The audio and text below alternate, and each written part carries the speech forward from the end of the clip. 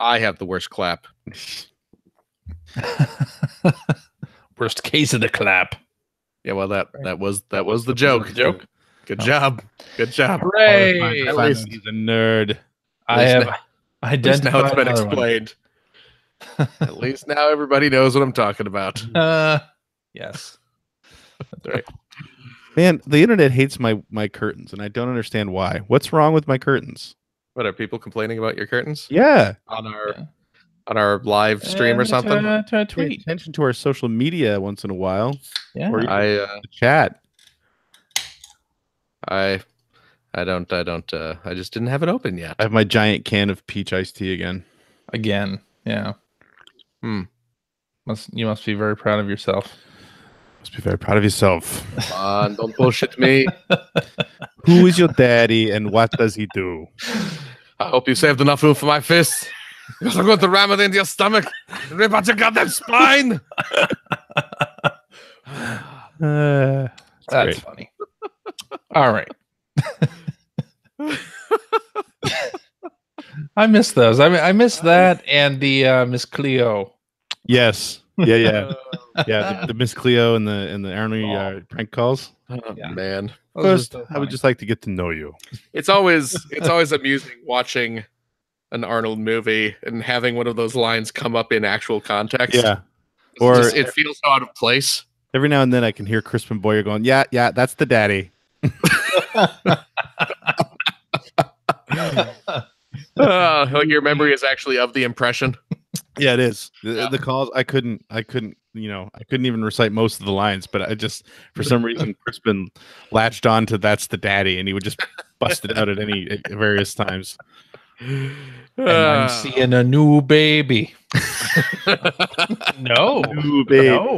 No. No, you're not. That is not a thing. So funny. Man.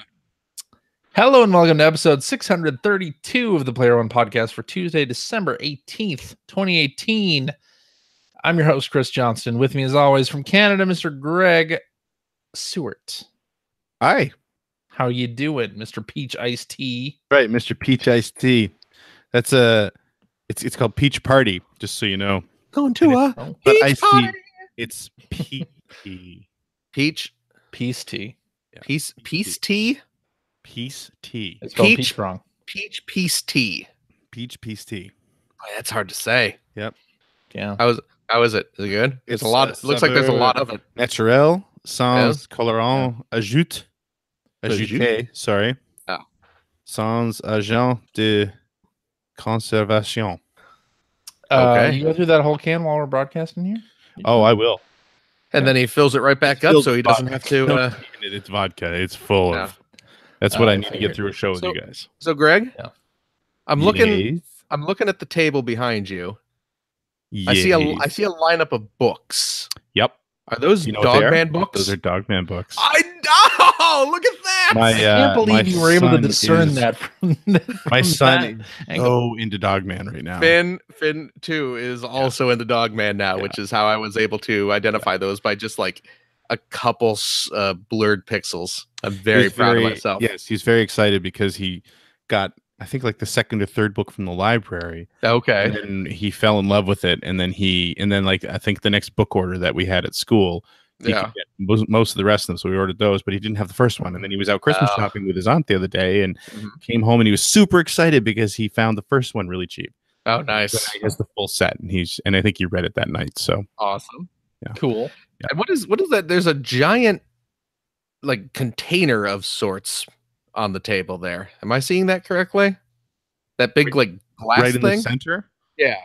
Looks like a big glass thing. Christmas thing. It's got a little false candle in it. It's meant to look more like a bird cage. I've got nowhere to hang it, so we just put it. Oh, okay. table. Gotcha. Huh. I see. Yeah. Okay. Alright, Okay. It's just it's decor. It's a Christmas. There's like a Christmas runner on there and everything. okay. Yeah. Now that you say it's like a bird cage, I can see it. Yeah. The candle inside. I don't the turn the cage. candle on because the battery's almost dead, so you can barely tell it's on. Oh, so it's one of those newfangled candles It's that uses electricity. fake. Yeah. Yeah, I understand. And joining me from the great state of Washington, Mr. Phil Viola. Hi. Hi, hi, What's hi. up? I I got a bunch of books here too. Actually, Yep. Greg's not the only one Yeah. reading great literature. I've got I've got Worlds of Power. Oh, look I've at got that. Worlds of Power Power. book. I got a complete collection of Worlds of Power books now. Such So a That's weird pretty excellent. infiltrator. Is such a weird.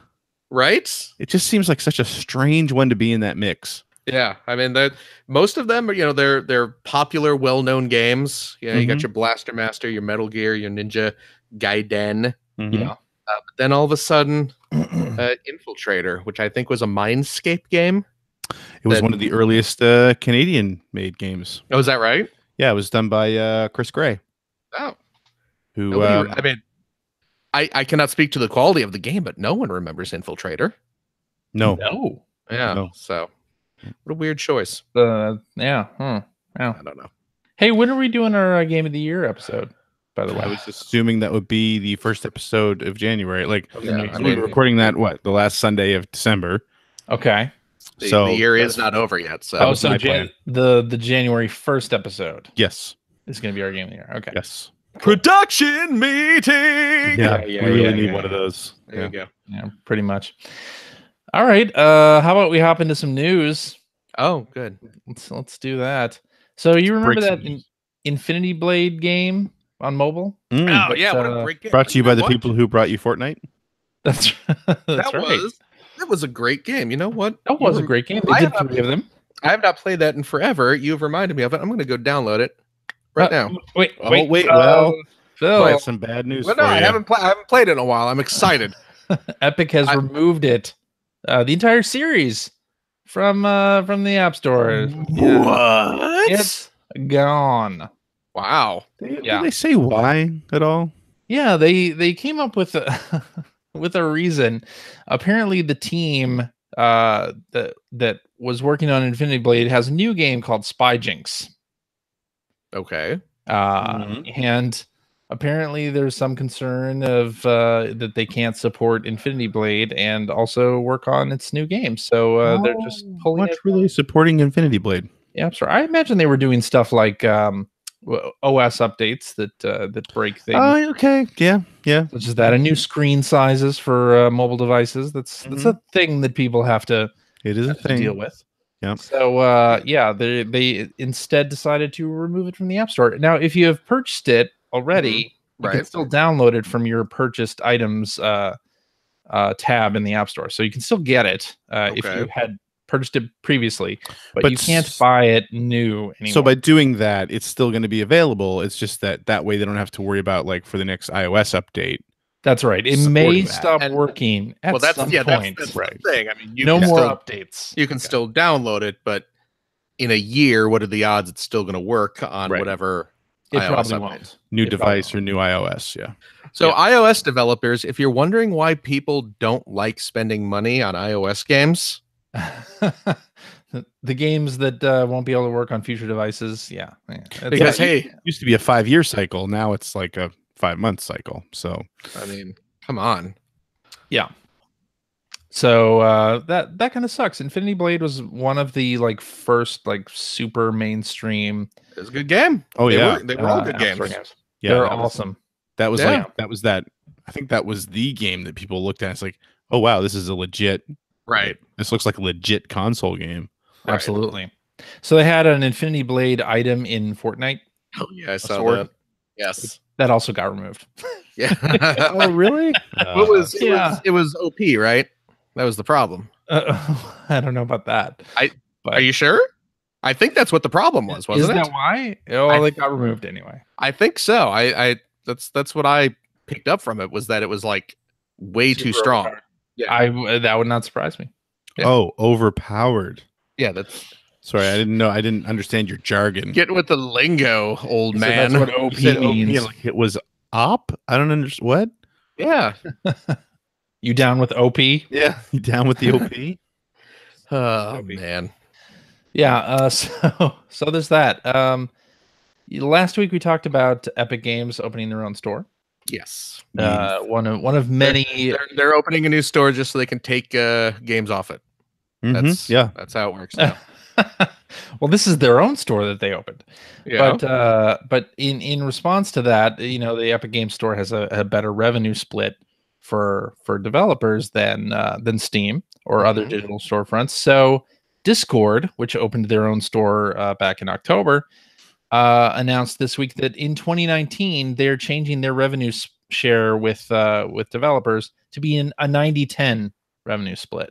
Whoa. Discord will take 10, the developer gets 90%. Wow, that's going to be awesome for as long as that store stays in business. And it'll be interesting to see. Yeah, developers are going to make bank for that week. Yeah. This sort of store war thing is I didn't coin that. It's pronounced Star Wars. It's a popular movie series started in the 70s. It got progressively worse after the 80s. Yeah. Did it? No. So we'll see how this whole thing develops in 2019. See which store survives. It'll be a battle royale of stores. You know what? I'm going to go out on a limb. Star Wars is better. Yeah. I'm going to say Steam. I'm going to say Steam is going to win. I think the Epic Store will hang on. I think it would be nice if it did. Don't get me wrong. Hang on, because for a Fortnite, right? Yeah, that's true. If they're delivering updates through their own until such time as Fortnite is no longer popular. Possible. Yeah. When is that going to be? Predict. When do you think Fortnite is going to be no longer popular? Oh man, let's predict. 2020. You think that soon? How long we got? You think it's going to be that soon? I mean, define popular. Like the most popular thing in the world. Like as in nothing else is. Yeah. How long do you think it's going to take for another game to come along and have higher numbers than Fortnite? Is Rovio working on Angry Birds 3? I think that's going to be the. They probably are. Actually. Oh man. But I think it'll be a while. Yeah, I think it's a while. I think Fortnite has a little life left in it. Oh yeah. Yeah, it'll be around at least through 2019. Yeah, the action figures are coming out. Certainly. I saw a whole end cap at Target. Yeah, same here. Figures, same here, and little pinata loot boxes. Loot boxes. They are. You know what though? We call them loot boxes. I think they actually do say on the back of the little pinata what exactly is included. Inside. Yeah. Yeah, I think. So they publish the drop rates. That's right on the back of the box. And hey, you know what? It's got a capped price on it too. So, works for me. Can't spend more than the $19.99 or whatever they're charging for that little. Yeah, whatever. I'll wait for a Steam sale. Did you see this Sonic the Hedgehog movie poster thing? Oh my god, that was frightening. Well, there's two. One was a motion teaser. Yeah, with the has like a little crouched Sonic. You just see a silhouette. I mean, adult human sized. Yeah. I mean, it looks like a naked dude with a Sonic head attached. A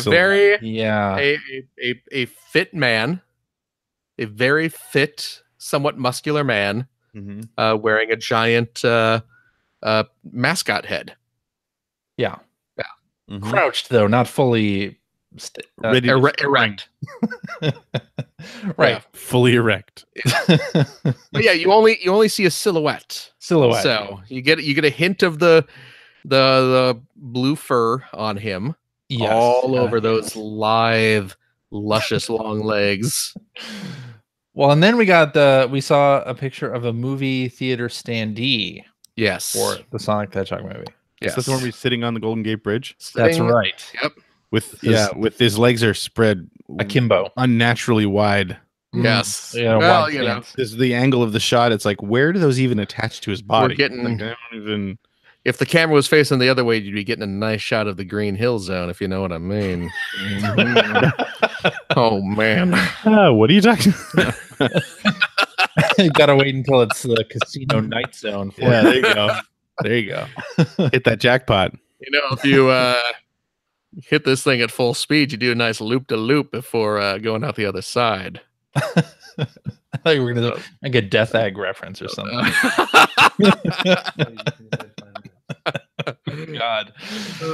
Anyway, it looks horrible. Looks horrifying. It does not look natural. Yeah, and there's some reactions from members of Sonic Team Yeah. on the internet, and they're Oh, really? I didn't sort know of- that. Yeah, they're kind of dunking on it.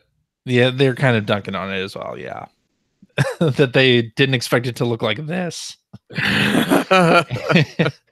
and you know that if Mickey Mouse becomes live action, he's not like a real mouse. Yeah, yeah. So yeah, interesting stuff. I'll link to that in the show notes. Well, I think it'd probably be more entertaining if live action Sonic was a real hedgehog. Yeah, That would be Yeah. pretty cool.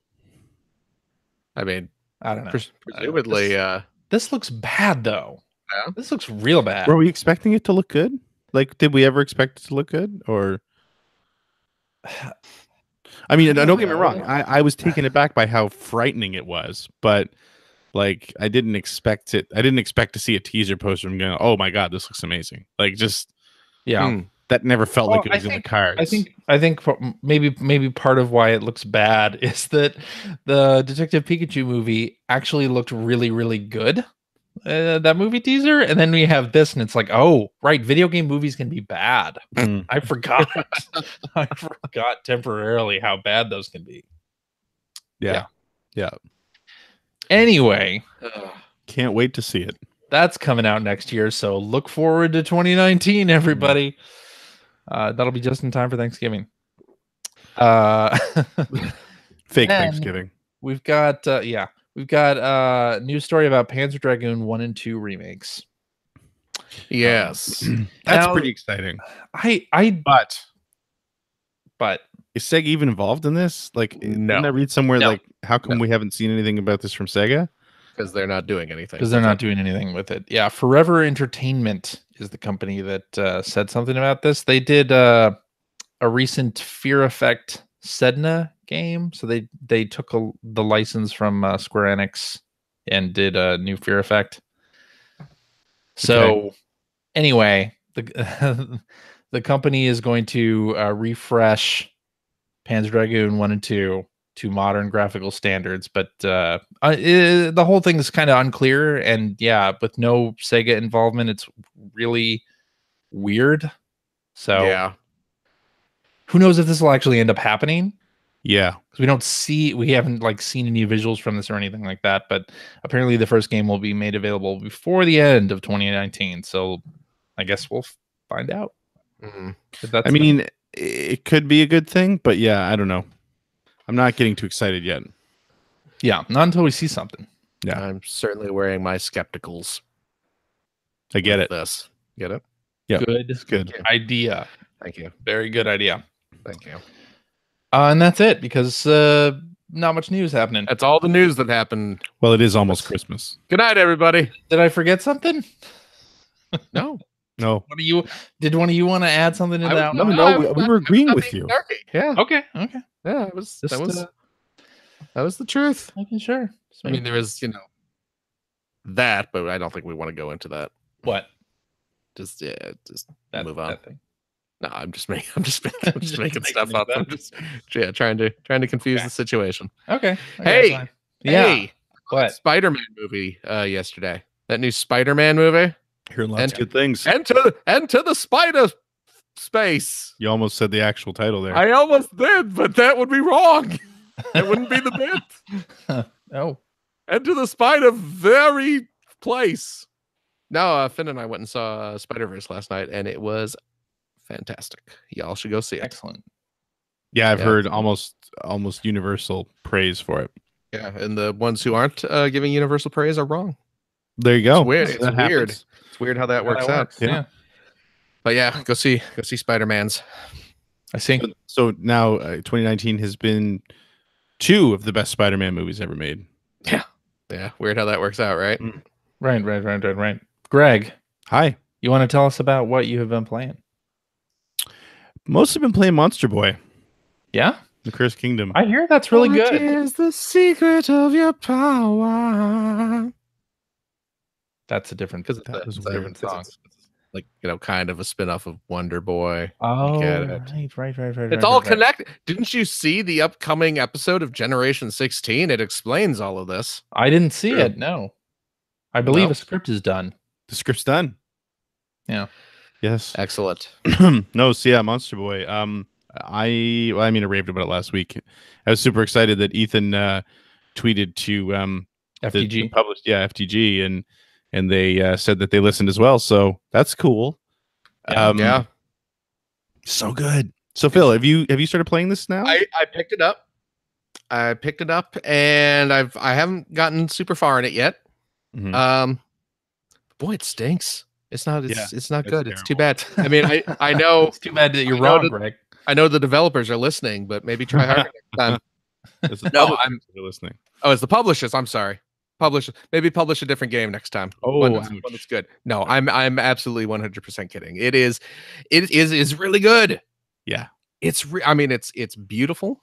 It controls really well. It feels good to play. And I was playing it with Finn, Mhm. and he's really getting into it. Like Really? Huh? yeah, he to the point where he told me that I cannot play it without him. 'Cause he Oh, wants nice. to- he wants to be sitting and watching me play it. Because he's having a blast with it too. And yeah, just really solid. I honestly, I've only, like I said, I'm super early in the game. I just got the pig transformation, and I've gotten through a little bit of past that point. Okay. So still super early in the game. I'm about my exploration number's around 65%. Oh of the wow. map. Okay. And man, it's getting really challenging. Oh yeah. Like the area I'm in now, I won't tell you where it is because it'll give away sort of a location and what you have to do, but it's kind of like a series of trials. Okay. And it's actually really making me appreciate the checkpoint system in the game. Because they're difficult. They're really difficult trials, and you you have to do them. Yeah. And it can get frustrating. However, the checkpoints are very generous. Mm-hmm. And even like if you've gone past the checkpoint and then you do one of these trials, there's certain items that will remain active even if you die and go back to the checkpoint. Yeah. So like, if you like, as an example, there's a section where I had to like swing across a bunch of rings as the frog. I'm giving clearly you get a frog form from the intro. Yeah. And then you had to like charge up with a with the lion form to break through some blocks, and then you had to trigger another rolling stone that would break an otherwise unbreakable block. So you do all that, and then you go to like the next screen and you screw up and you die. It's like, oh god, okay, I have to go back and do all this again. And then you restart at the checkpoint, but then as you're working your way through it again, you realize, oh, like those unbreakable blocks that were acting as a gateway, they're still gone. I don't need to go through all that again. Oh, okay. They're Well, that's very good at giving you a shortcut through the rooms that you've solved. Yeah. Which I wasn't sure was going to happen, and I hadn't really needed to run. I hadn't needed to know that because I hadn't really been having any real difficulty up until this area I'm in now, because it's very, very unforgiving. But yeah, once you've actually accomplished whatever you're supposed to accomplish in a room, you pretty much get to traipse through that easily the next time you're there. Or say you reached one of the optional chests somewhere that gives you like you find these later in the game. You'll find that you can find these jewels that you use to upgrade your weapons and your armor.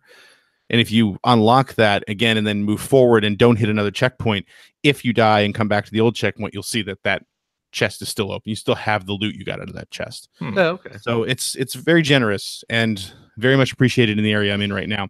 But I'm really getting to the point of the game now where they're making you mix and match the different forms and really utilize the different powers. Like you run into a room where it's like you have to charge across the lion form, and you have to use a certain item that creates a platform, and then you have to switch quickly to the snake form because you have to wriggle through this like really low level area after that, but then you have to move back to the frog form because then you have to swing across something before this lava rises. And like that's what I'm running through right now, is a bunch of little trials like that and you have to figure them all out. Like they're kind of like you'll go into the room 2 or 3 times, and unless you're super lucky, you won't actually solve it.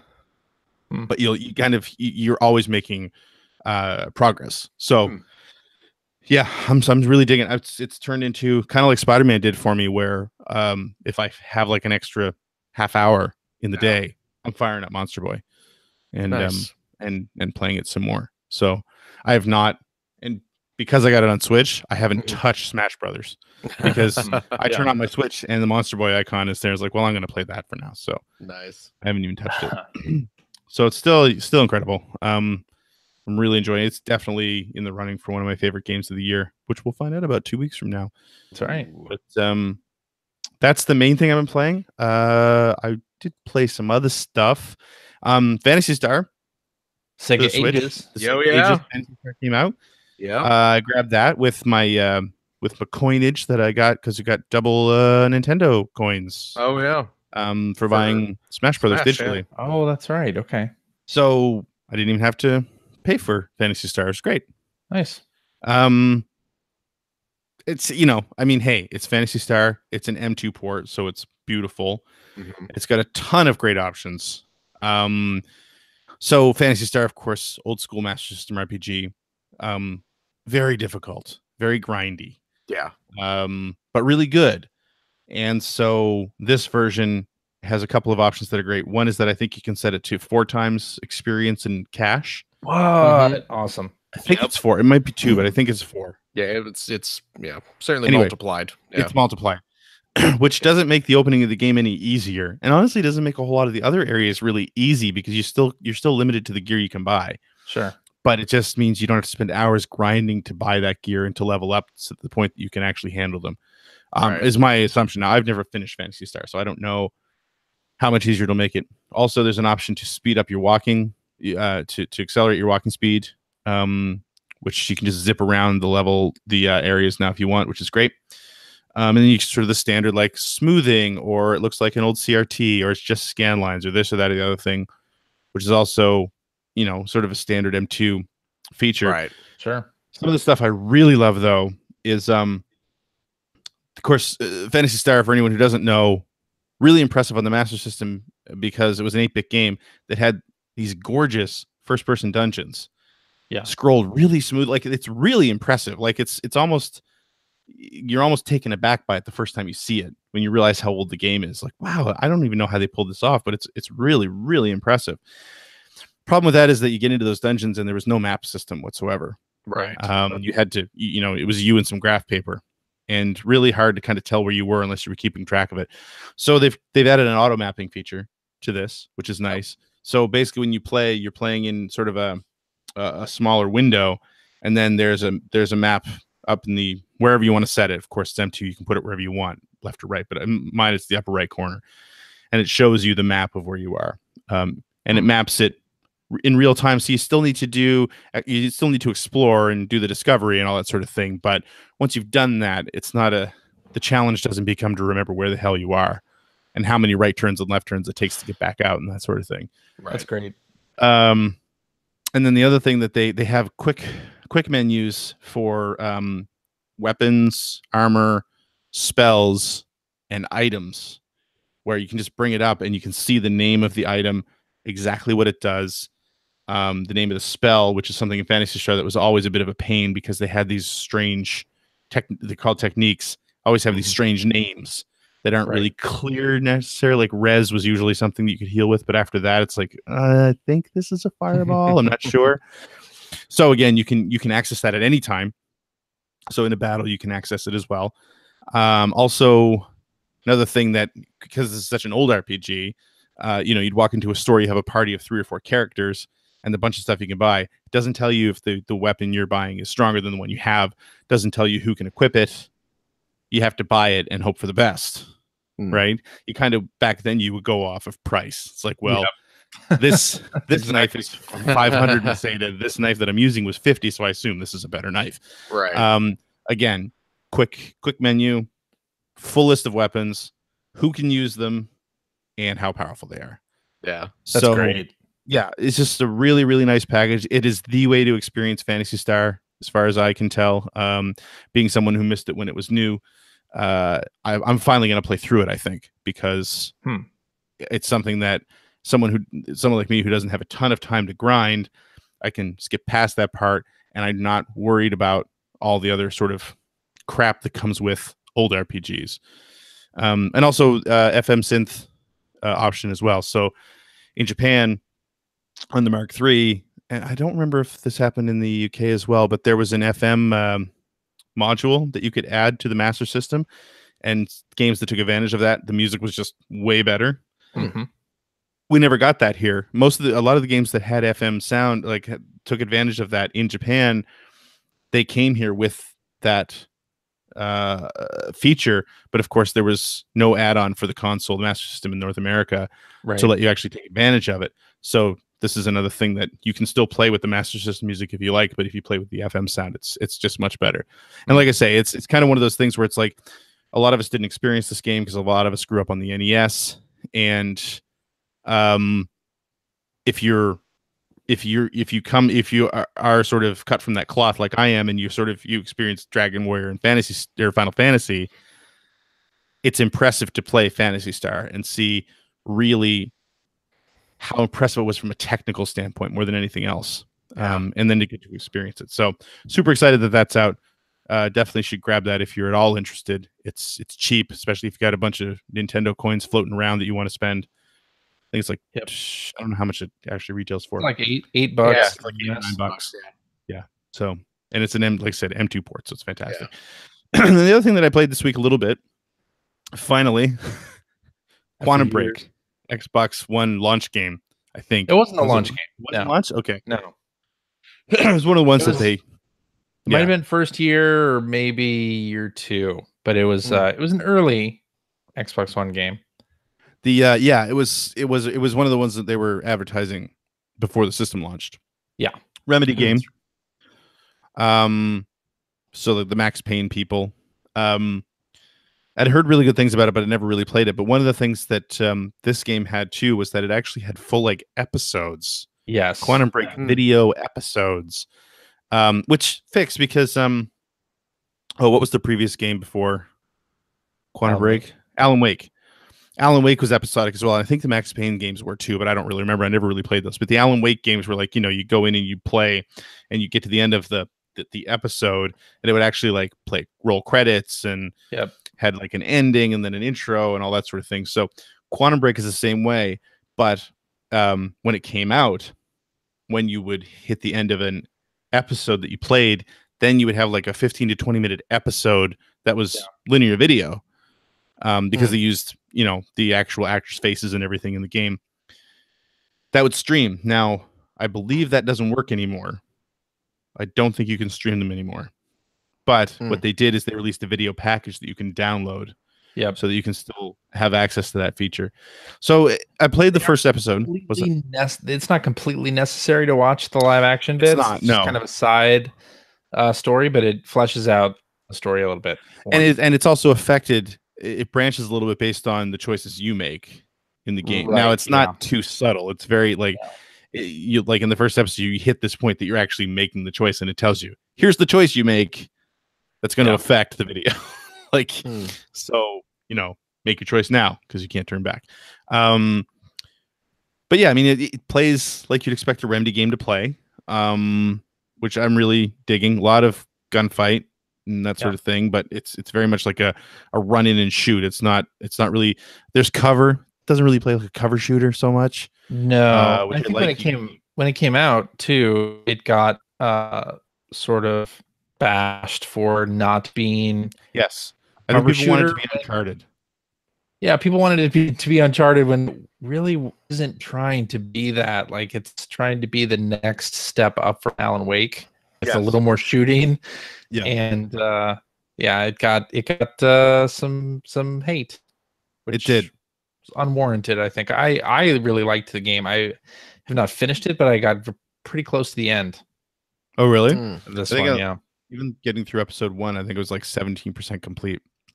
Yeah. The only thing that I didn't like about it is that, modern gaming, you expect there's going to be some install time.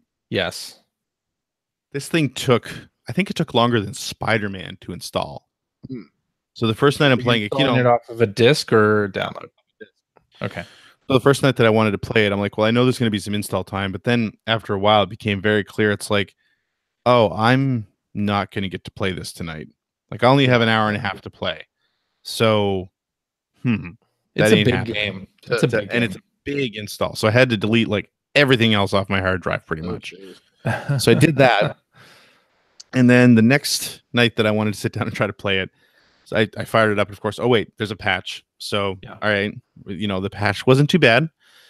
And then it pops up about those video files, and I'd forgotten about that. And I'm sitting there thinking, oh right, I don't think the streaming works anymore, and it's gonna let you down. It's like in the game it still offers. It's like it'll stream, or if you want a better experience, you could just download the video pack. So that's what I did. 75 gigabytes. Yeah, it's big.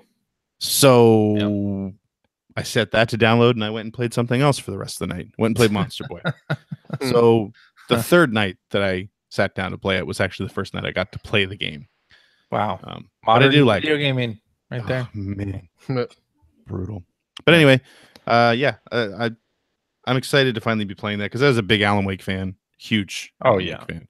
So I think I think Alan Wake is on backwards compatibility too. It is. And that was such a good game.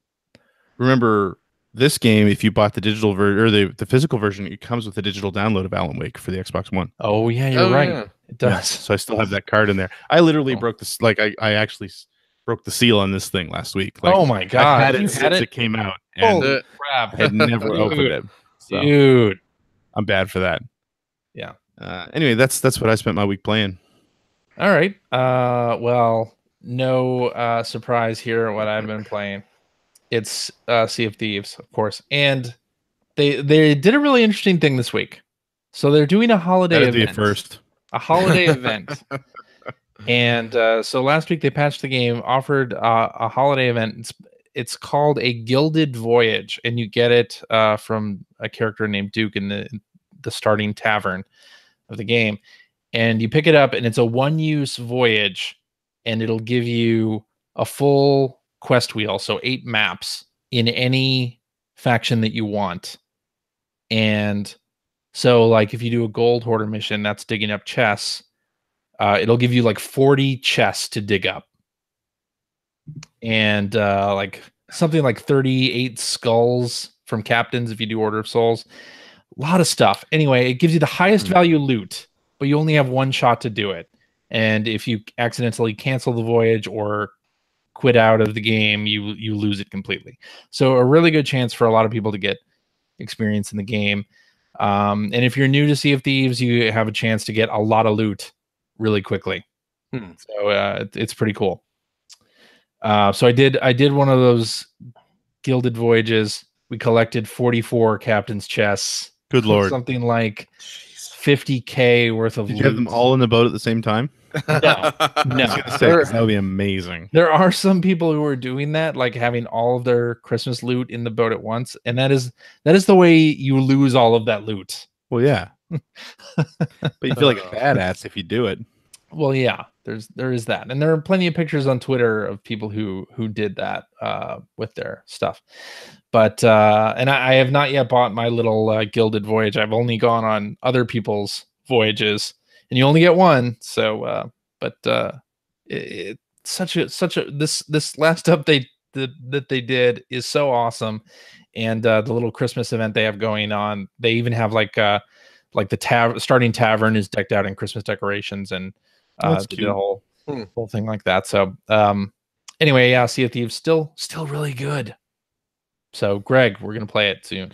Yeah. Yep. Sometime in 2019, I'll be right there with you. There you go. And that is all I've been playing. So Phil, yeah, what you got for us? I've been playing more Smash Brothers. Yeah. How many characters you got unlocked? I pretty fair amount. I don't know exactly how many, but I got a lot. That's basically what I've been doing, is just trying to unlock characters and get spirits. Yeah. Now, is Finn interested in this game at all? Not really. He hasn't expressed much interest in it. Okay. That game, I don't think he could handle playing it. I mean, I can barely handle playing. Yeah, you know, right. You know, it's You can set the difficulty down low though. Yeah, I guess Like that's true. custom smash matches, and I suppose that's true. Yeah. But Custom matches. custom. he hasn't expressed too much interest in it. He's more into Monster Boy. So Okay. Got a boy. which is fine, which is just fine. Sure. So yeah, but I'm having fun collecting the spirits and stuff like that. So Yeah. So that's kind of neat.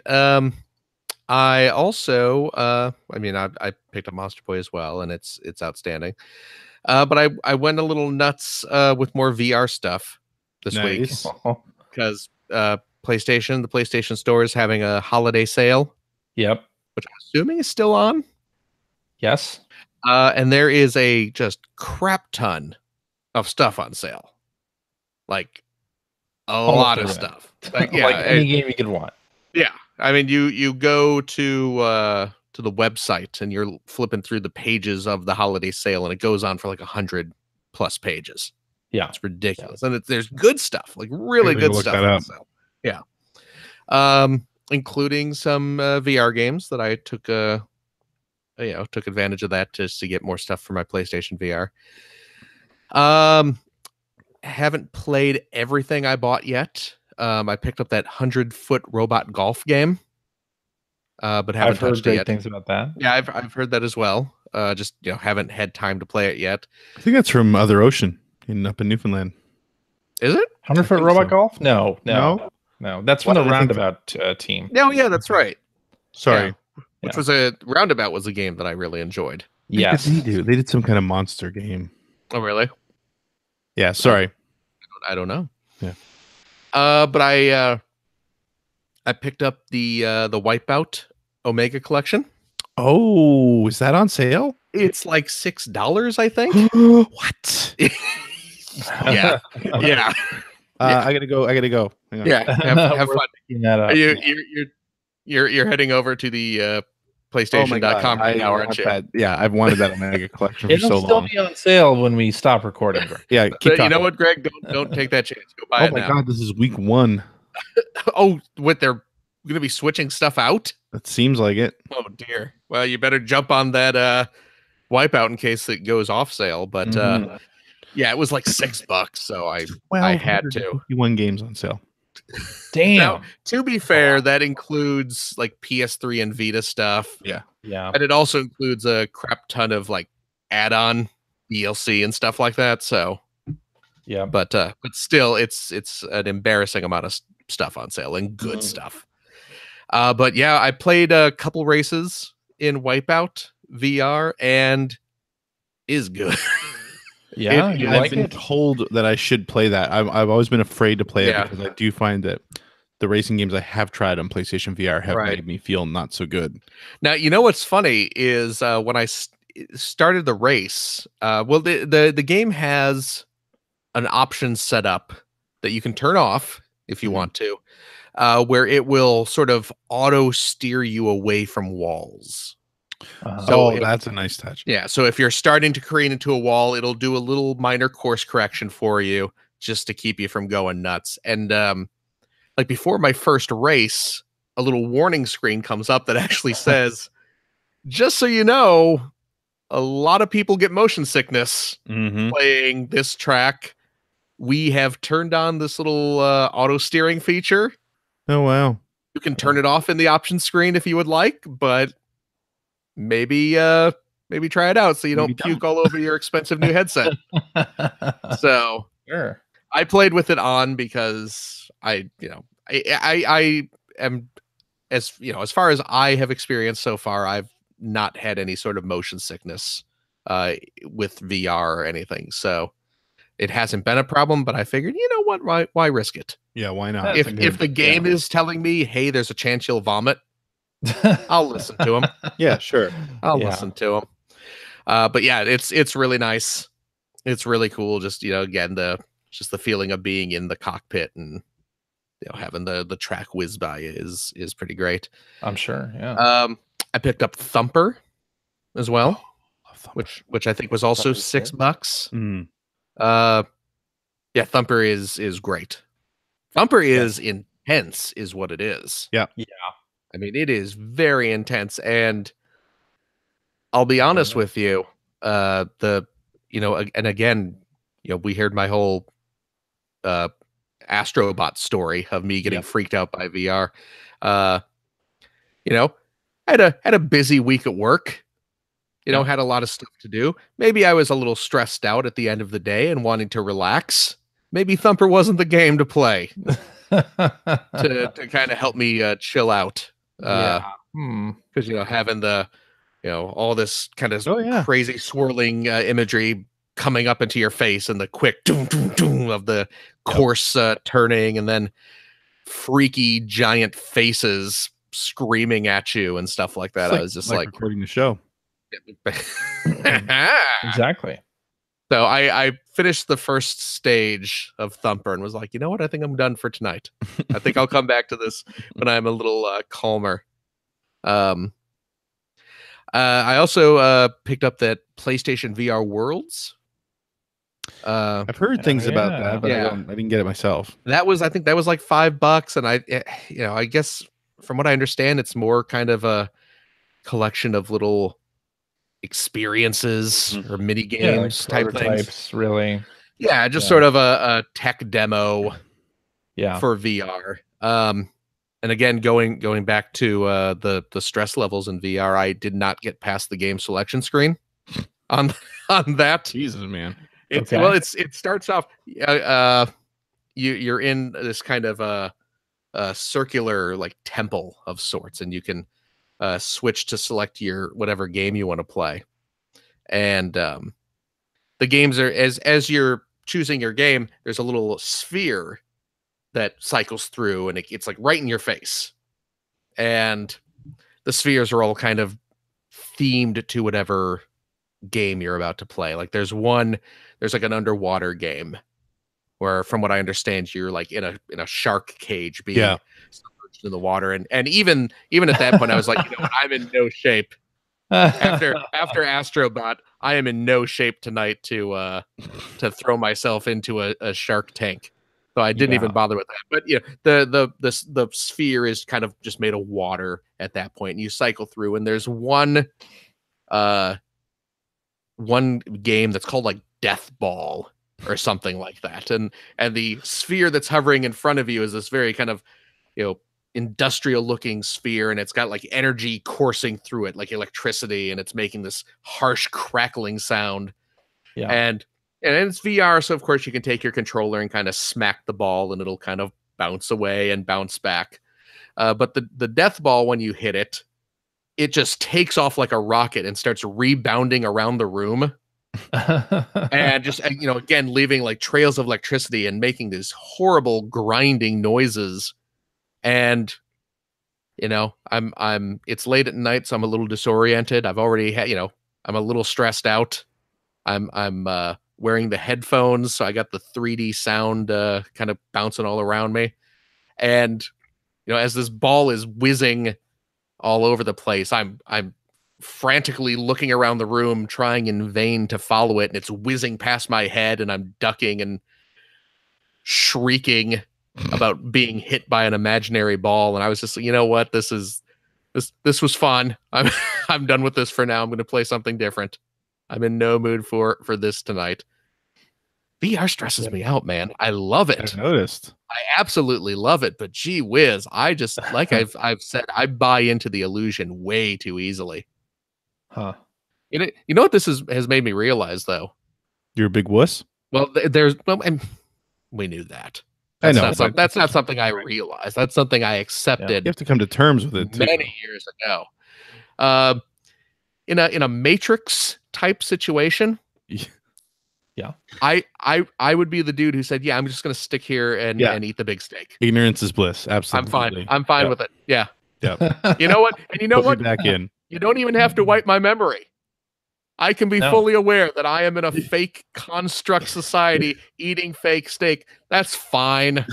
That's cool. Right. I could be stuck in a dingy ship right now, but who wants that? I don't want to be fighting. I don't want to fight robots. I want to eat fancy steak. Yeah. I was playing Sea of Thieves, and of course I play with some people who listen to the podcast, and they asked, "Is the reason you won't play Sea of Thieves because of the ocean?" No, it's because of the it's because of the boring. The boredom. Yeah. It has nothing to do. Oh, because your ship will get boarded. You're afraid of being boarded. I get what you did there. Yeah, we'll say. You know what? Pretty good. I'm going to give you that one. Well, yeah. If that makes you feel better. Yeah. Afraid of being boarded. Okay. Yeah. Yeah. No, you played. The minimal Sea of Thieves experience I had. No, I didn't. Did you never play with me? No, the hour that he played that you were I there. never played with you. You played with Really? people from work. I did play with people from work. You never played with you? with me. No. Okay. No, I have no problem playing Sea of Thieves, Okay. Because I mean there's nothing going on. Nothing going on in that. It's also not, I'm not immersed in it. Yeah, right, it's stuck on that 2D plane. Okay. But I also picked up this game called Pixel Ripped 1989. What is this? So what game? is this? Okay, so I knew really nothing about it other than it was kind of, it's inspired by old video games, in particular old like Game Boy games, the old green and black Game Boy games.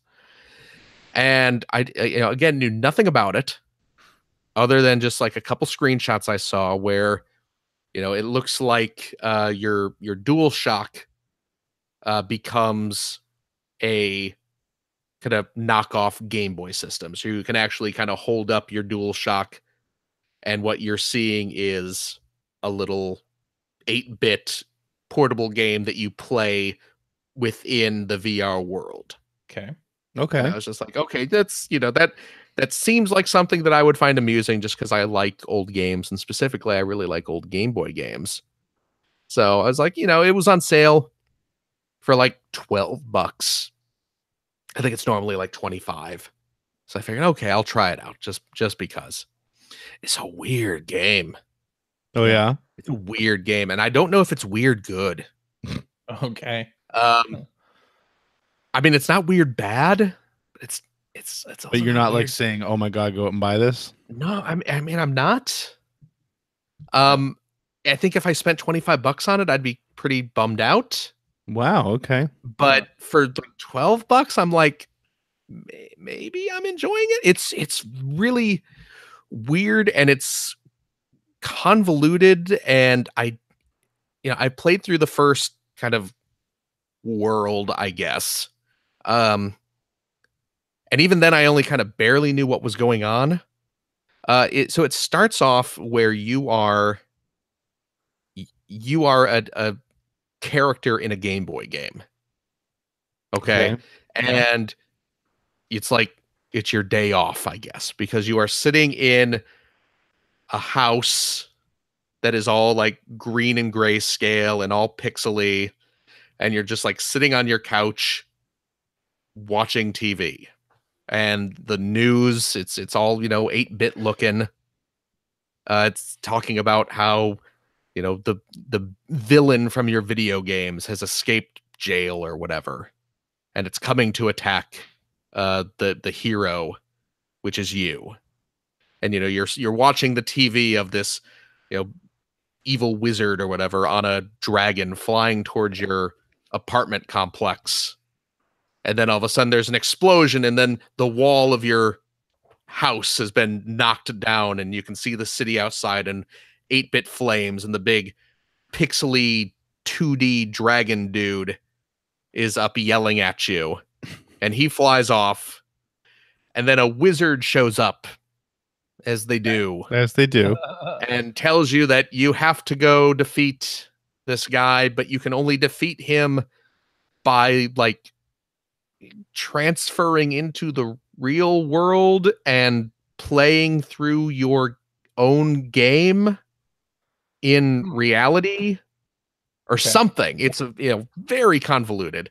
It's sort of the fourth wall kind of folds in on itself a couple times, and you get warped up into the first level, which is you are suddenly inhabiting the body of like a junior high girl. Oh, You're okay. suddenly in a More classroom. interested suddenly.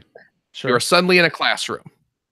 And you look down and, there's a little skirt or whatever. There's a desk in front of you that's piled up with books and notebooks that have, like the notebooks open and there's like sketches of your favorite video games inside. And sitting on the corner of your desk is a magazine that's designed to look like the first issue of EGM, stuff like that. So and you can look around and there are all these other kids at their desks. And you have the teacher at the front of the room. And if you look down, you're holding your Game Boy and it's turned on and you can actually sit there and start playing your game. But if the teacher catches you, she storms over to you and, it's all VR. So she's like right in your face and she's yelling at you and threatening to take it away if she catches you playing it again and stuff like that. So you have to play through this level of your Game Boy game while avoiding being seen by the teacher. Kind of reminds me of that Wario Game and Wario. Oh yeah, yeah, that's right. They had on there. Yeah, and you get a little straw that can shoot spitballs, and if you glance over at your desk at the little straw, and if you keep your eyes focused on that for a couple seconds, it loads up a spitball. And then you aim your head where you want to shoot the spitball, and you use that to distract the teacher. So you can like hit her with it, which will distract her for a second, or you can, there's a pile of lunch boxes over on a shelf. You can shoot the lunch boxes, and those will collapse. I'll never play this. And she'll go over and pick it up, and then that's like, ooh, now I have like a minute and a half to get as much progress in the game as possible. Or if you shoot it in a garbage can, like, the windows crash open and a soccer team bursts in and starts doing tricks in the it's really weird and very confusing. Okay. And I don't think it's good, but it's interesting enough to maybe not be bad, but I don't know. Is it that you have the quote unquote VR goggles on where you have like it's a new thing and See what you did there. so you think it's good even though it probably isn't? I don't think so. Yeah. I mean, it's because it's an interesting concept, Okay. where you have, where you're trying to play a game within a game, Sure. but also avoid detection while you're playing the game. It's a cute concept, but Yeah. I don't know how well it's pulled off. Huh. Phil, But I think you should try that game. What is it? Stay calm and nobody explodes. keep Talking and nobody explodes. Yeah. You should try that. I think that's even a 2-player game where the person wearing the headset and a person who is not in the headset can like play together. Okay. You should try that. Like, Okay. yeah, that's another really good one. Okay. I'll have to give that a try. Yeah. But yeah, Pixel Ripped. I'm sure it's on sale too. Is weird. That's the best I can say about it is that it is weird. Okay. Yeah. So yeah, that's about all I've been playing this week. I did I picked up that new game Grease for the Switch. Right. Oh yeah, I the heard you talk about it earlier this week. GRIS, which I have received confirmation that it is pronounced Grease. Tell me more. Tell me more. It's the word. Did she put up a fight? Grease is a little rapey. Just a little. No, because that's I've been seeing trailers. It's it looks kind of like a little puzzle platformy.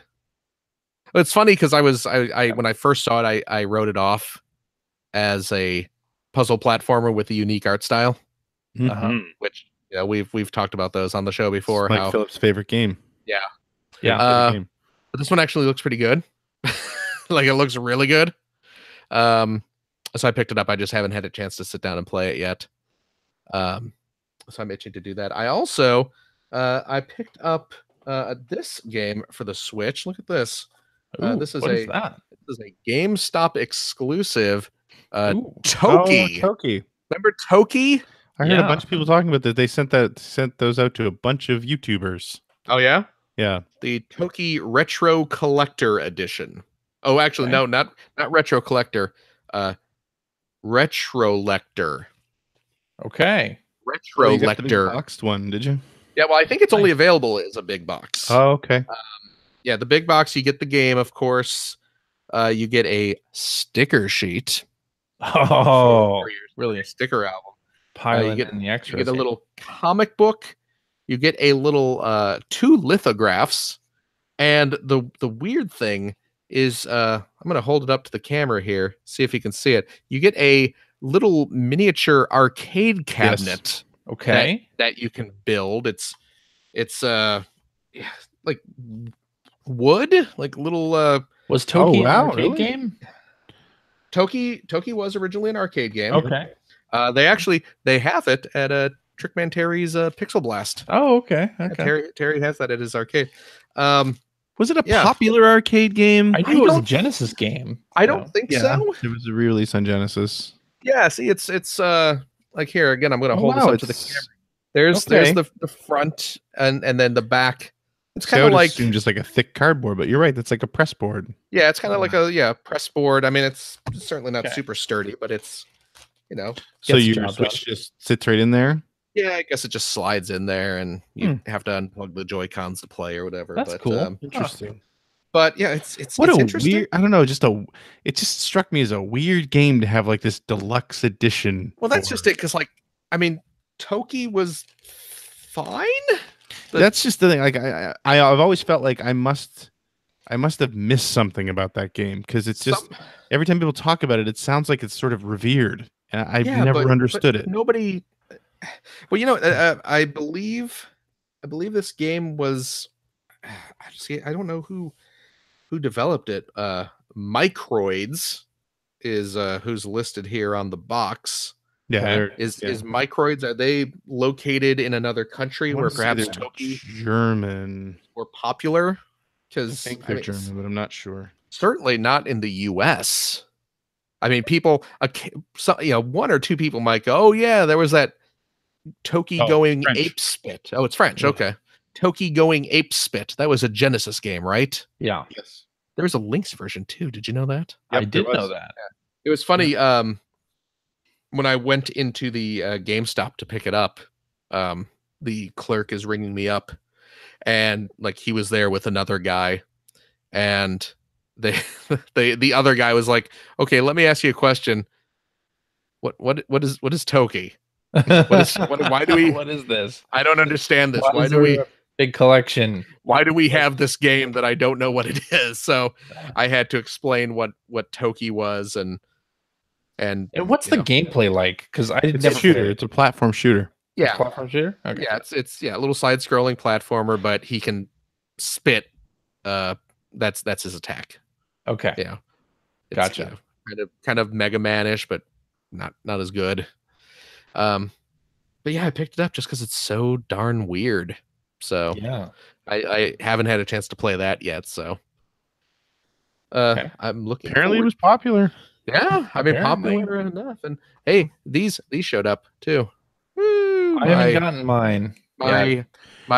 the camera is picking up the glare, so you're just seeing CJ Hi. reflected back at you. Yeah. But this is the Nintendo Online service NES controllers that plug into your Yeah. Switch. Well, Uh, this is one's it got my, wireless. flip grip? They're wireless. Huh? I've been Right, installing right. my flip grip. You haven't gotten your probably because it's Canada, right? I hope. Isn't your well, hold on, real quick. When I say plug into your Switch, I guess because they slide in where the Joy Cons to go. charge. And they're wireless. But yeah, they are wireless certainly. Because yeah, I got my flip grip some time ago now. Isn't Yeah, isn't me the too. Canadian Postal Service on The strike post or office something? they were doing rolling strikes, but then like a good socialist country, our government forced them back to work. So Ah, there you go. Yeah. So maybe that's the delay. I don't know. I hope. I don't know. But yeah, the flip grip is pretty great. I'm enjoying the flip grip. Jeremy Parrish did a bang up job coming up with that. So Excellent. you can get that. You can get that over at Fangamer. It's like $12, Sure. I think. Yeah, it's cheap. Oh, I also Yeah. speaking speaking of Jeremy, he's got another pair of books coming out soon from Fangamer. He's got a couple Game Boy books. I have those pre-ordered as well. I am. Very nice. And now he's working on some Virtual Boy videos. I saw that. Yeah. Capturing Virtual Boy footage now. Yeah, he got a Virtual Boy wired to do video out now, I guess. Yeah. That's awesome. Fantastic. Too. I enjoy Jeremy's videos that he does. Yeah. The Same here. Works series. So yeah, that's Okay. That's what I've been playing. Yeah. Alrighty. And not playing in the case of like Toki and Greece. But yeah. But especially with Greece, I'm pretty excited to try that out because that is a beautiful looking game. Very nice. Please. Alrighty, I guess that means it's time to do some tweets. Tweet.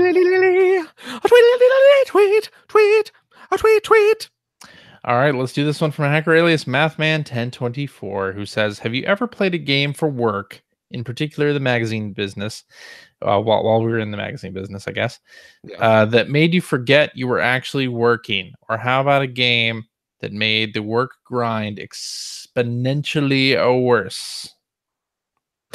Exponentially worse? Yeah, I have an answer for that. I got to remember the name of the game. Give me a minute here. Uh-oh. I remember a couple. Those. Really? I think I've mentioned this on the show. I had to do a preview, a 2-page or maybe it was 4-page preview of the Saturn game Amok.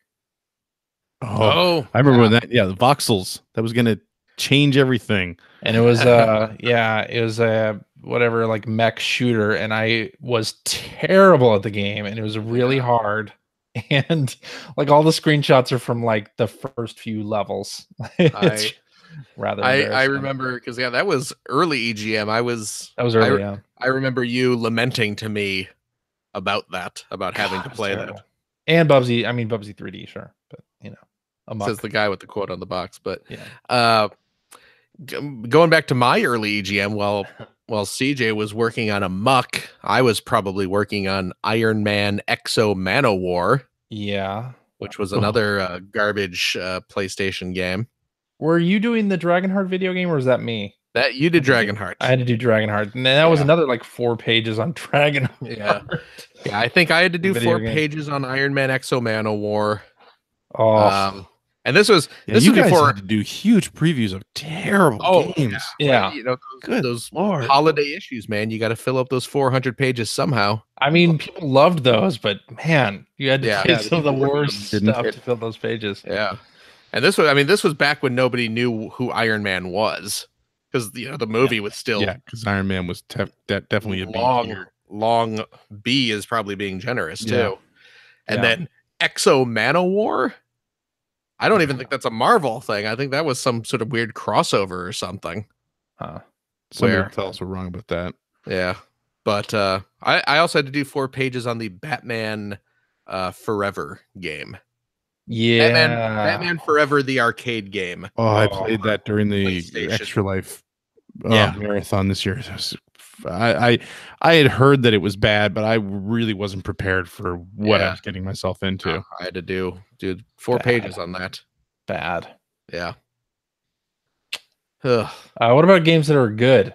Well, hang on. I got one for you before we get into that. I just couldn't remember the name of it. Vagrant Story. Wait, you didn't like Vagrant Story? It's a good game, but I had to do a strategy for it. Oh, okay. It was one of my last strategy assignments for Expert Gamer. Yeah. That game nearly killed me. Like I was sleeping in the office the entire time I was working on that game. And, I liked that game. It was good, but it had this really, really crazy battle system that required that you knew from the start exactly how it worked, or else you would literally be banging away with like your best weapon, and you might do 1 hit point of damage. Like, right? Because it required you to understand the upgrade system like from the start. It didn't ramp up. It was you were going full throttle right from the start, and it just. Oh man, that was just a nightmare. An absolute nightmare. That was probably one of the first times that the Expert Gamer job felt like work. You'd pull long hours and everything, but it's like, oh my god, I'm playing through Grandia. or I'm playing through Final Fantasy VI, or I'm playing Sega Rally 2 or Crazy Taxis. Like, this is fun. It's work, but it's still fun. That game was just like, and tight deadline. Yep. Can't push it back because it's print, and it was awful. Yeah. Games that were good. I remember I got this little game for the N64 called Rocket Robot on Wheels. Was one of my review games. Yeah, the big champion of that game. I knew nothing about it when I picked up the cart and started playing it, and I was like, "Holy crap, this is really good!" And it was published by Ubisoft, developed by Sucker Punch. So the folks that, of course, went on to do Infamous and Sly Cooper and all that stuff. So, and are doing Ghosts of Tsushima now. Yeah. But they were all like people who did like Freddy the Fish, or they did a bunch of Humongous Entertainment. Yeah, people. The Putt people. The Putt people. Yes. And Rocket Robot on Wheels Robot on Rockets was just such a joy of a game to play, and so unexpected too, because that title doesn't like jump out at you as something that's going to be super fun. No. And they weren't really promoting that game really much at all, but I had a lot of fun with that, and that was a huge surprise. And I think I even tried to lobby for that to get more review space, because it was so good. How'd that work out for you? I don't know. I don't remember if it did or not. But that was one of them. And Speed Devils, of course, like the reviews where we had to play like a multiplayer game for review. Yeah, those were some of the best. Those were that's one that definitely sticks out. Those were the games that were great to review when you especially weren't expecting them to be loads of fun, and then you want to, like with Speed Devils Online, CJ and I mean, we must have played that game for months, like almost nightly. Yeah. We did our reviews, or I don't even know if I did the review on that. I know CJ you did, but we just kept playing. I don't even remember. Yeah. I actually don't think I was reviewing that. I think you were, and then two other people, and then we continued playing it. But yeah, we just kept playing it. It was so great. A lot of games are like that, though. I mean, and that was really the measurement was you keep playing it after the review. Yeah. But even good games, while you're reviewing them for the magazine, it would have to be really good to I don't know, to make the experience better. The experience wasn't bad, but especially when you get into, like, say, the previous 3 months this time of year, like, into the September, October time frame. Yeah. You were busy as hell. Yeah. You were playing really great games, but you were so busy. Well, it's one of those, the problem is, even when you have a really great game that you are enjoying, you still have to just sit there and power through it. You don't really have time to sort of savor it or enjoy it or reflect on it. It's just get it done, get the review written, move on to the next one. Yeah. So for a game that kind of took me by surprise, and I don't think I reviewed this, I think it might have just been for a preview or something, but Klonoa was one that really, because it was like, there's this game from Namco, it's called Klonoa, looks like a platformer or something. There was no hype about it. We knew nothing about it. Yep. And I tried it, and it turned out to be Klonoa, which is an amazing game. I absolutely adore Klonoa. And even though that was one of those times where, even though it was for work and I had to sort of just play through it, I was just having a blast and just smile on my face every second of that experience. So I'd say Eco was one of those for me as well. Oh yeah, the dolphin, I love it. Man, when you fight those aliens at the end, though, forget it. It's too hard. Yep, that's exactly what I was talking about. Yeah. I'll tell you. So Samba de Amigo, that came out while I was working at EGM reviewing that, and that game's presence in the office made other people's experience exponentially worse. Shake it. I was shaking maracas while other people were coming to work. It's amazing. I think at one point the official PlayStation Magazine staff, like Joe Rubicki, was about to kill me Shaking Maracas was playing it while they were on deadline, and it was not. Gotta not do what much you gotta fun. do. Yeah, that's right. They, All right. They brought in a power drill and just dumped all the sand out of the maracas for you. That's right. Yeah. Hacker Alias Innuendo 20XX says competition is always good, but the PC gaming storefront market is getting really crowded. Steam, GOG, GMG, Humble Bundle, Origin, Discord, and now Epic, to name a few. I have a feeling a lot of them won't survive the next 2 or 3 years. Thoughts?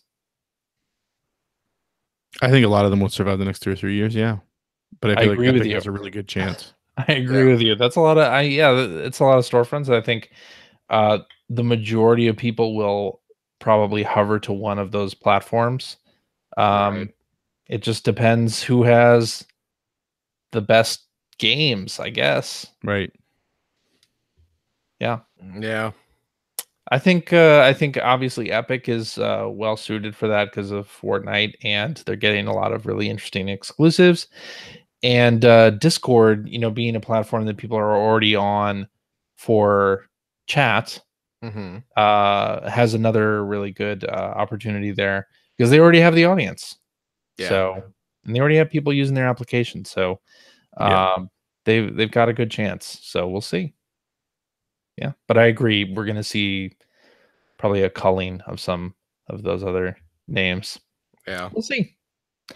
All right, let's do this one from Hacker Alias Jerf Solo, who says, I get crazy emails from people who think they understand my job. What is the wildest accusation someone made to you about your job at EGM or after?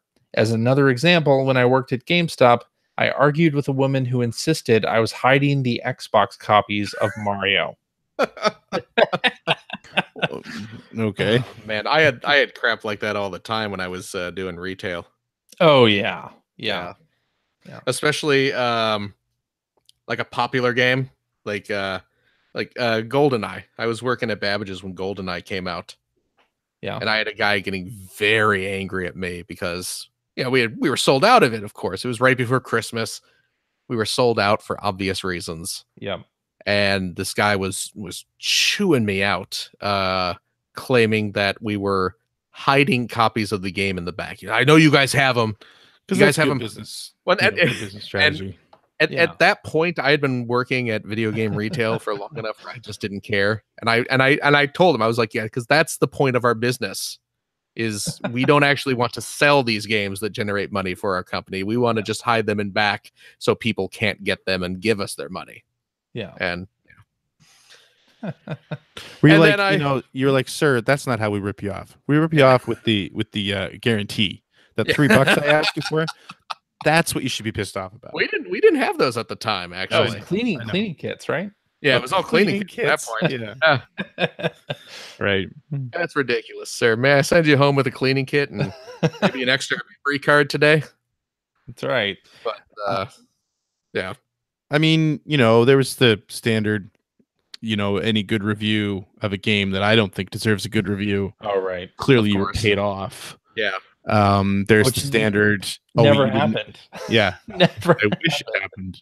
Yeah. Geez. There's also the standard. Well, if you didn't finish it, you shouldn't be allowed to review it, which was, I still say, it's absolute bullshit.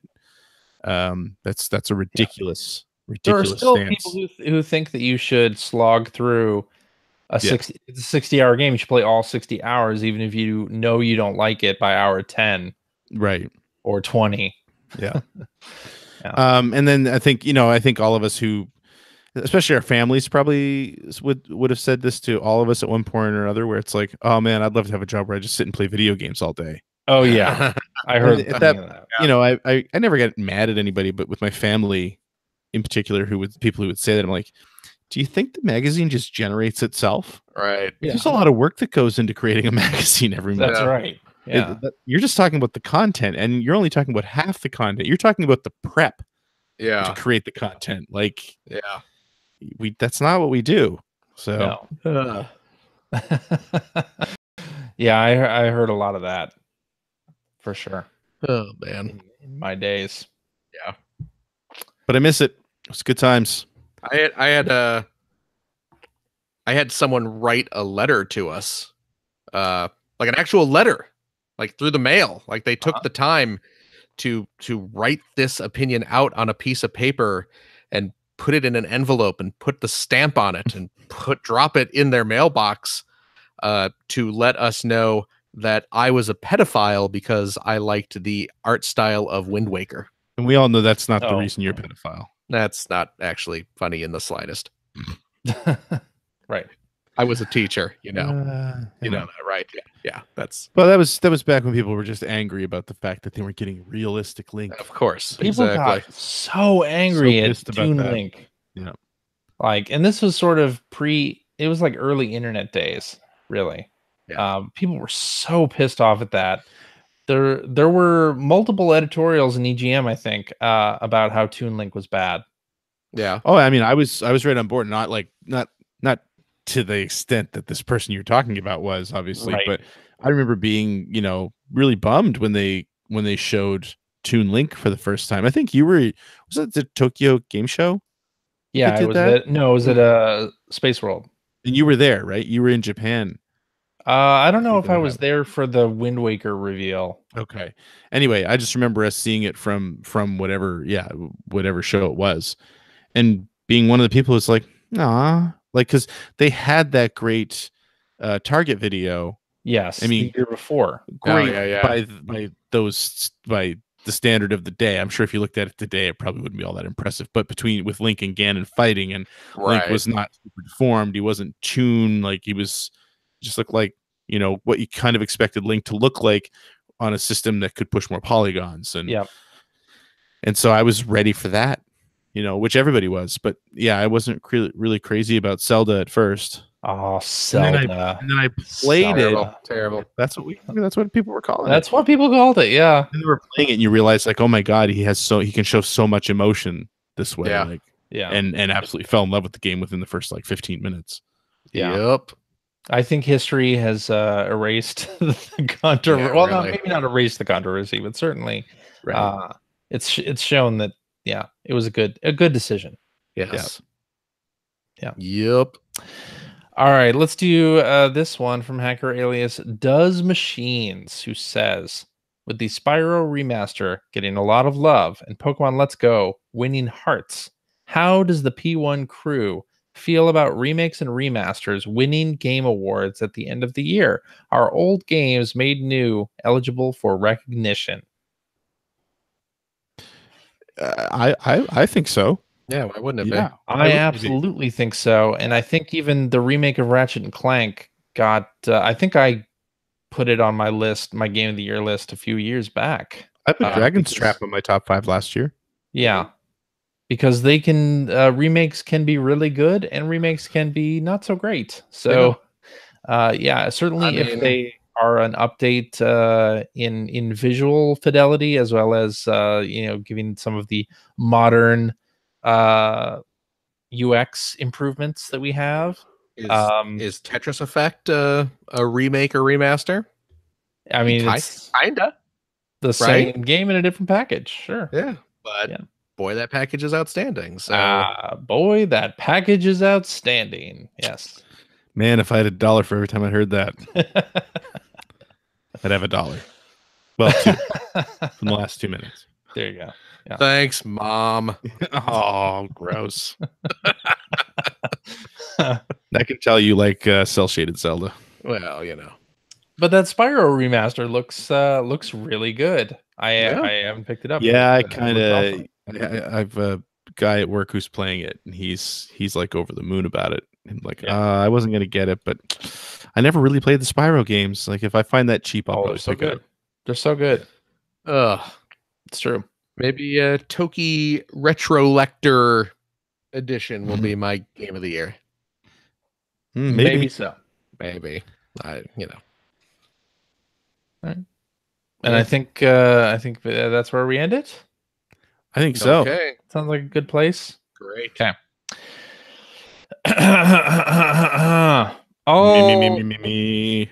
Alrighty, and that is our show for this week. Thank you very much for listening. If you have a question for us or would like to comment on something you heard, you can direct that to @P1 Podcast on the Twitters, or you can go to our internet website at player1podcast.com. There you'll find our contact information. You'll find episodes of Generation 16. Script's done for the latest one, and I just need some time to record it.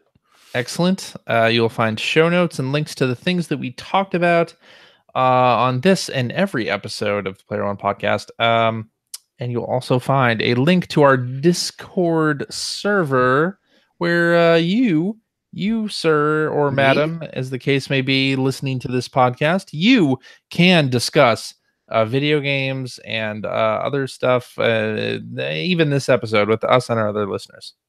If you'd like to subscribe to the Player One Podcast, you can do so by visiting player1podcast.com or by loading up the Apple Podcast application. You can also head over to the App Store and spend $1.99 cheap to pick up the Player One Podcast iPhone application, which gives you one-touch communication with us via the emails, the Twitters, what have you. You also have all of our episodes ready to stream right to your listening device. And hey, Android cell phone telephone users, the Player One Podcast iPhone application is available for your listening device as well for that same $1.99. Also cheap. That's right over there in the Amazon Android Marketplace. We're also on Stitcher Radio. We're on Spotify. You can like us on Facebook. You can check out archives of our show and watch us live most weeks on the youtubes.com/P1 Podcasts. That's right. And if you like what you've heard, and how could you could head over to patreon.com/P1 Podcast. Throw a few shekels our way. It keeps CJ. Boy, I should have paid more attention to what thought about CJ, this to what CJ was saying.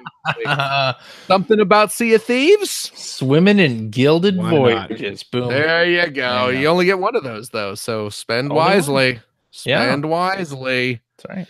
Hey, and if you have a couple bucks left over, head over to generation-16.com where you can throw a few bucks towards the Patreon account to help support Greg Stewart's outstanding web series about North America's favorite second banana, the Sega Genesis. Thanks, Phil. Forward to that Wonder Boy episode. Looking forward to editing it. Should be a hot mess, and I don't mean your take on it. I just mean the franchise. Yeesh. CJ. Yeah. So much. Thank you, Phil. Thank you for the thank you. Gregory. Yo. Thank you so very much. Thank you, Phil. And a special thanks to all of you listening at home. Yeah. Maybe you're getting that last minute Christmas shopping done. You want to listen to a podcast? There you go. Yeah. We're going to be the only podcast that doesn't take a couple weeks of break. Nope. Not us. We're still we going. Got nothing to do. Yep. That's right. Lonely old men. Yep. Yeah. And hey, remember, Patreon supporters, if you're at the $5 or higher tier, you do get access to a special bonus episode. That's right. After the show where we play games, we have fun. We actually have something to do this week. We do. We have something to do. Yes. Thank God. Hopefully it won't be a debacle like last week's. Yeah. Sorry Should about be that. fun. That's hey, what are you gonna do? Yeah, we're allowed one do-over, right? Yeah. I did say I don't know if you saw this on Twitter. I was talking about potentially recording audiobooks. I think that would be a good idea. I offered to be your narrator, but you said no. Oh no, I don't know. You got your own thing to worry about. Yeah, I know, but I just want an excuse to read those books again. Again? Did you read these back in the day? Oh God, yeah. Really? Oh yeah, back when they were new, I was buying those things. Oh man. Here. That's amazing. Here, want a quick taste? No. Let's do it in the after show. Depends. Have you showered? Let's do it in the after show. We'll give a quick taste in the after show. I call it added flavor. Okay, after show, I guess. We'll do a taste in the after show and then Look at the game. Look at us hiding it behind a pay gate. Look at CJ hiding it behind a paywall. Yep. That's right. There All you right. go. We'll see everybody next week. So long, suckers. Bye-bye. Bye.